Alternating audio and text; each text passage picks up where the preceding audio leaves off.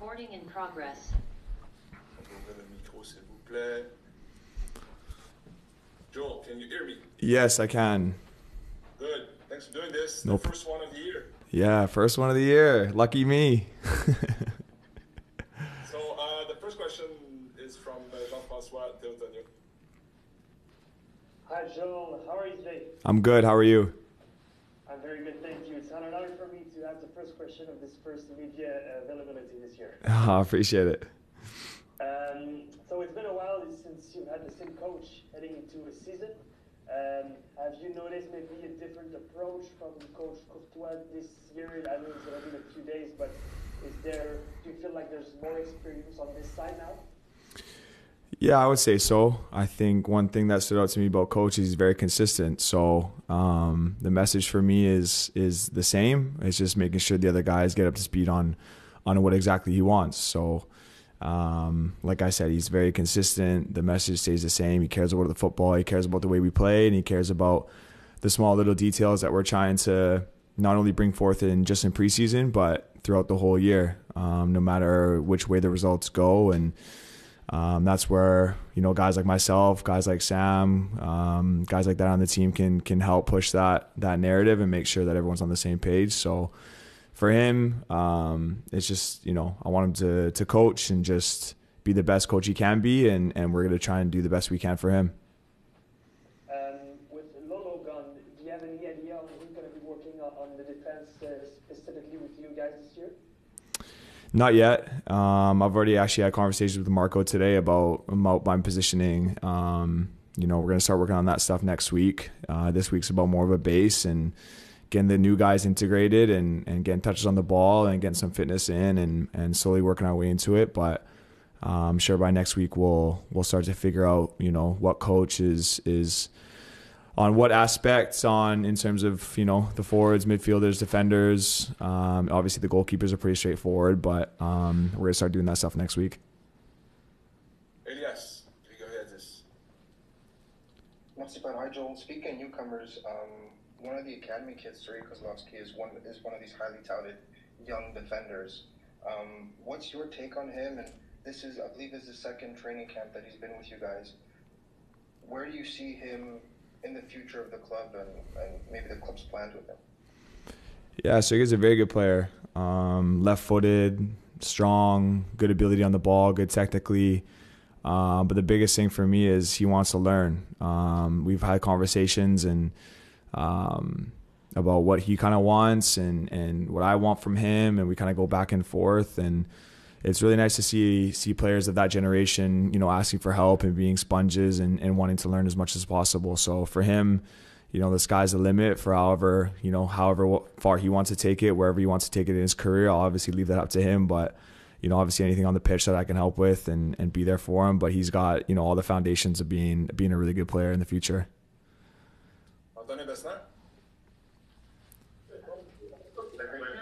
Joel, this is not your first time doing this, but welcoming new players, new faces. What do you like to do to make them feel comfortable? Do you have specific activities that you do with them or stuff like that? Yeah, we have our team stuff that we do in preseason. I'll it's not anything bad, but we get them integrated pretty quickly and just some fun activities, some different stuff, and it's usually pretty organic. We don't really have to be anything but ourselves, and we're all kind of cut from the same cloth. We're all chasing something. We're all in this sport for a reason, and it's interesting to learn where guys come from and what their goals are, what their ambitions are, and we try and get them integrated as quick as possible, because as soon as the chemistry's there, it'll translate to being on the pitch as well. So it's exciting, and we got a great group of guys. Hi, Joel. Joel, can you talk a little bit about your new contract? Was it a tough negotiation with your agent and the club? And what does it mean for you to stay in Montreal for the next few years? Thank you. Yeah, it means the world. It wasn't very difficult. Obviously, some negotiations had to happen.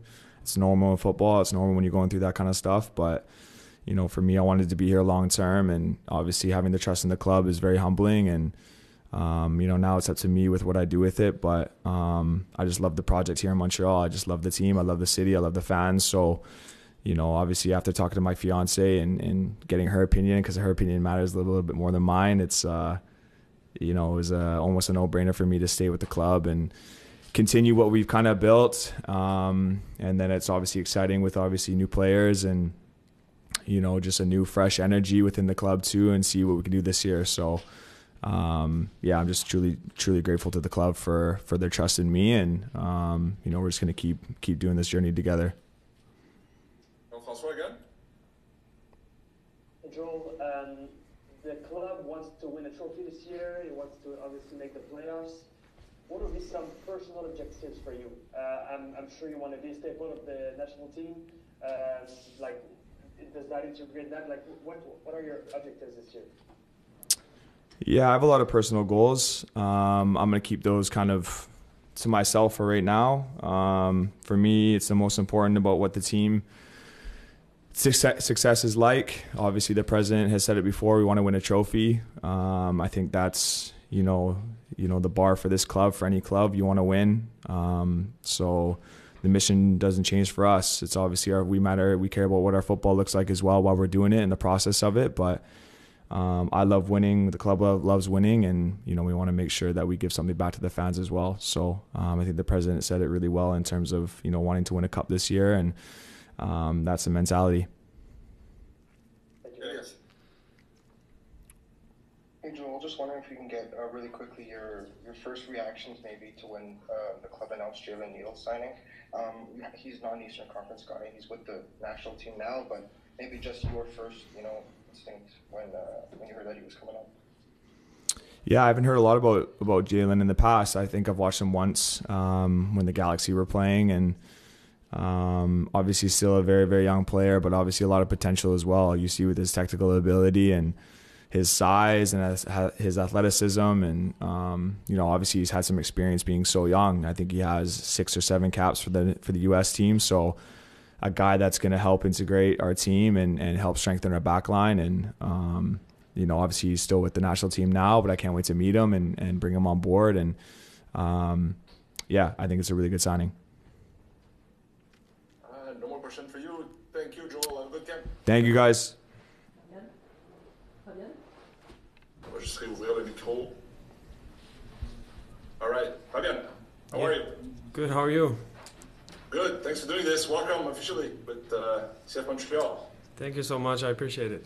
Happy to be here. Great. Jean-François Théotonio has a question for you. Hi Fabian, my name is Jean-François. Nice to meet you. Nice to meet you.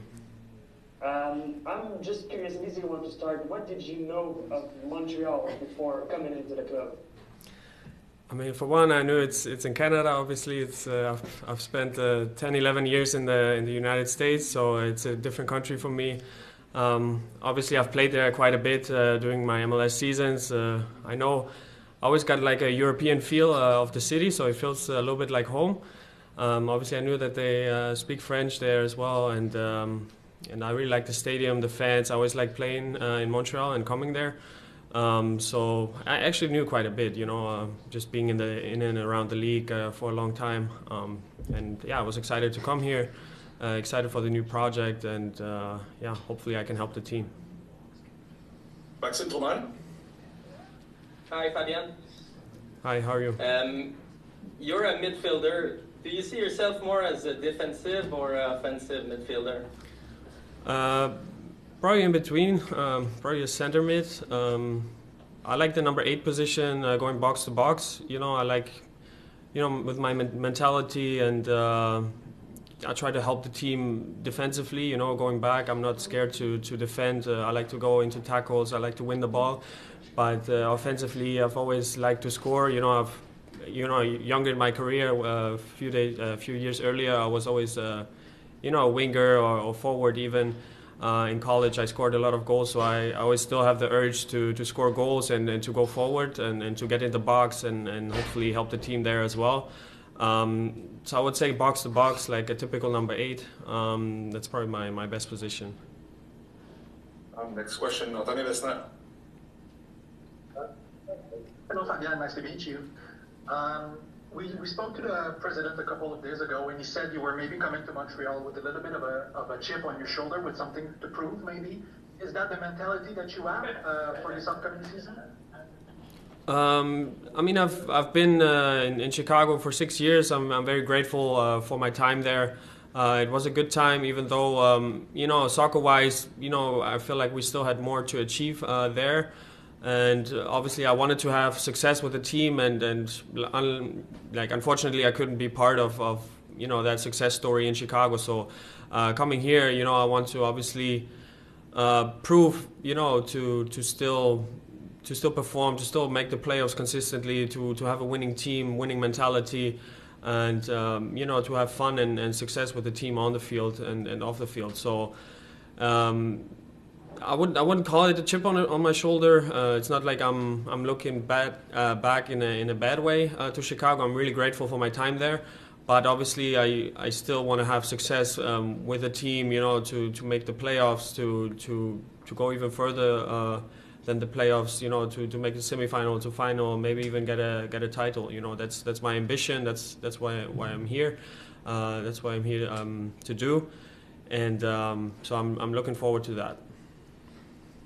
François? Hi again, Fabian. I'm pretty sure you know the project here in Montreal. You're joining a mostly young team, even though there's some veterans like you now. But the team is still being worked on. What do you think you can bring to this group with your experience in MLS, with the fact that you play different positions? What do you think you can bring to this group right now? Yeah, like you said, obviously a lot of leadership. I have a lot of experience in the league. I know the league, yeah, in and out by now. You know, I've played 9 seasons, over 200 games, and you know, I know what it takes. You know, for a team to be successful. I know the whole travel stuff. You know, it doesn't take long for me to get adjusted to a new city, to even though it's a new country now for me. So I think to the team I can bring a lot of leadership. I can help the young guys, communicate with them a lot, you know, show them you know, what to do on the field, help them, you know, find their role in the field and in their position as well. And you know, I'm a guy that likes to talk with the guys on the field as well. You know, try to direct the guys. My French isn't that good yet, but I speak English, German, Spanish. You know, hopefully I can learn French as well, you know, with a little bit of time. So I like to communicate with the guys as well, and be kind of yeah, middle position there in between the guys that can always come to me and ask for advice as well. Thank you, Pat. Fabian, well, Montreal just signed another German player yesterday as Prince Owusu. I just want to know if you had the chance to talk with him, and can you tell us a little bit about Prince Owusu? Thank you. Yeah, I met him yesterday. I didn't know they had signed him. You know, when he came, he talked to me, and he said, "Hey, you're German, right?" Yeah, and he spoke to me in German, and you vibe right away. You know, obviously when you speak the same language. Yeah, he had a good time in Toronto. Yeah, I'm happy to have a fellow German here. I think he's a good player, really good guy as well, on the field and off the field from what I've known, even from other people that I've talked to. So I really like getting to know him, and then hopefully I can get to know him more, and hopefully we can connect on the field as well. I think he's a really good player, and he will definitely help us up front to get some goals. Next one, Newton, Georges. Hi, Fabian. As a free agent, I guess you got some interest from other MLS teams or somewhere else in the world. What made you choose Montreal instead of the other teams? Yeah, I think I like the project here. You know, I think Montreal, ultimately they showed the most interest. You know, and you want to go to a team that wants you as well. You don't want to be going to the team that are not sure about you, that don't know where to play you, or you know, that haven't informed themselves a lot about you. So Montreal did show the most interest, and for me it's a challenge as well to come here again to a new country, and I'm always open for that, and and hopefully, like I said, it's a new challenge. I thought actually that people would talk more French here, so I thought it was like, oh yeah, you'll learn the French in like six months or so. But actually, everybody's speaking English here, so it might take me a little bit longer. But yeah, I like the challenge and the interest that Montreal showed, and I felt the appreciation most from Montreal compared to other teams. And again, I like the challenge, I like the project. I think the team, even playing against Montreal last year with Chicago, I think they had a really good system, and I think we can build off of that and be even more successful than they were last year. No more questions for you. Oh, maybe one last yes from Jean-François. Just a quick joke. Maybe in July we'll be able to have an interview with French with you. No, not yet. Maybe next year. All right. Take it easy. Thank you. Okay. All right. Thank you, Fabien. Thank you, guys. Appreciate it. Allô? Ça faisait longtemps, Pat, hein? Ça va? Oui, ben oui, ça va. Merci de prendre quelques minutes cet après-midi pour cette première du camp. J'espère que tu vas bien. Avec plaisir, ça va très bien. Bonne année à tous. On débute avec une question d'Antonin. Salut Laurent, effectivement, bonne année à toi.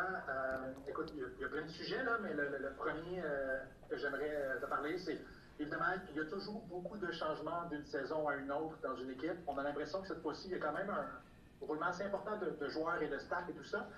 Ça va être quoi les défis dans cette première portion du camp pour toi avec tout ce nouveau monde-là?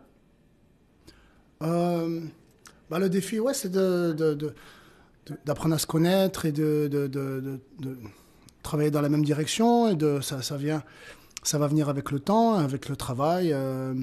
Après, il y a aussi une bonne base de gars qui connaissent ce qu'on essaie de faire. Et donc, on a senti un petit peu déjà à l'entraînement qu'il y avait des choses ça sentait une deuxième année. Après, il y a indéniablement, il va falloir du temps pour construire de la confiance, de ces choses qu'on recherche individuellement et des choses qu'on recherche en faisant confiance aux copains. Mais ouais, il y a une bonne base, on va dire. On est confiant, on est positif et ça travaille bien. Jean-François Télotonio. Bonjour Laurent. Bonjour. Tu as passé un bon entre-saison et tu es bien reposé, comme tous. Très bien, merci. Bonne année. Toi aussi. Donc, Antonin l'a mentionné, il y a un nouveau staff. À quel point tu as été impliqué dans les discussions pour choisir ton personnel pour cette nouvelle saison? Impliqué dans tout. Je l'avais dit un petit peu en milieu de saison dernière. On s'était mis d'accord avec le club des choses qu'on voulait améliorer et continuer. Et donc, toutes les discussions et tout ce qui sont faits naturellement et on a tous choisi ensemble. C'était un process que j'ai vraiment apprécié et dans lequel j'ai beaucoup appris. Et puis voilà. Gavino De Falco. Merci beaucoup, Pat. Coach, les signatures de Vrioni, Herbers également, Prince, qu'est-ce que vous pouvez nous dire sur, un petit mot sur ces trois joueurs-là? Est-ce que vous êtes excité par leur acquisition et qu'est-ce que vous aimez, là, justement, dans leur profil de jeu? Merci. Ouais, des profils intéressants. Ils vont apporter pour certains un peu plus de références en termes de holding play, plus de jambes aussi pour prendre les espaces, plus de couverture. Je pense que si tu veux résumer un peu ce qu'on essaye de faire, c'est un roster qui soit un petit peu plus homogène et avec moins de disparité entre le plus haut et le plus bas. Et puis c'est exactement ce qu'on est en train de voir, donc je suis content. Maxime Truman. Salut Laurent, bonne année. Salut, bonne année à toi aussi. Merci. Depuis la dernière fois qu'on s'est parlé, il y a 2 attaquants parmi les plus hauts payés du club qui ont quitté. Il y en a 2 nouveaux attaquants parmi les plus hauts payés du club qui sont arrivés. J'imagine que vous croyez que c'est un upgrade sur ce qu'on avait la saison dernière. Pourquoi c'est un upgrade d'avoir Vrioni et Prince à l'attaque? Pourquoi c'est une upgrade? On cherche des profils qui nous rapprochent de plus en plus. On parle aux joueurs d'être tous les jours 1% meilleurs. Et donc, à chaque fois, dans tous les process, on a essayé d'appliquer. Voilà ce qu'on recherche dans tel secteur de jeu. Voilà ce qui nous a manqué un petit peu cette année pour diverses raisons. Et puis donc on a essayé avec la cellule de recrutement de trouver des profils qui correspondent encore un peu plus. Après, chacun a une croisée de leur carrière différente. C'est pas forcément ce qu'a fait Joseph, ça a été extraordinaire, surtout en fin de saison. Voilà, mais à un moment donné, il y a des timings qui font que il y a du renouvellement. C'est propre à tous les effectifs, à tous les clubs du monde. Donc c'est pas forcément contre ce qu'il y a eu avant. Mais là, pour le coup, des opportunités voilà, de se rapprocher dans les compartiments de jeu qu'on veut être un petit peu plus performant. Et puis voilà. In English now, Elias. Merci, Pat. Hello. Hi. Happy to speak with you again. Happy New Year. Building off that last question. Thank you very much, you as well. Kind of building off that last question. Not only is it new strikers brought in, but it's significantly different profiles. Is this more the kind of profile striker you were looking for? And in turn, the fact that it's Prince and Giacomo that are both very tall strikers, both natural poachers, could we potentially see a change in the team's shape or formation next year as well? Well, the idea is to attract and gain speed, and then once we were able to let's say break the first two lines, the idea was to either to keep combining or to find space. This year was more a little bit too much of keeping combining when this year. This next season, we add also profiles that are going to be capable of testing the defenders on physically, and whether it's with the impact or with the capacity to take space. So we want to keep the same idea, just adding up a little bit more tools and threats. So I don't necessarily agree. Yes, we have for now more size up top.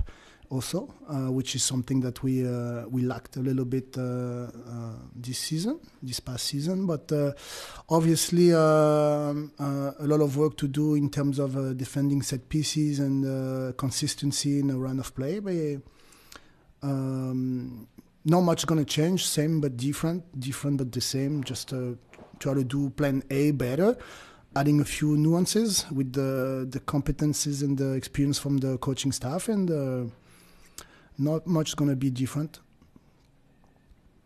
On revient en français. Antonin?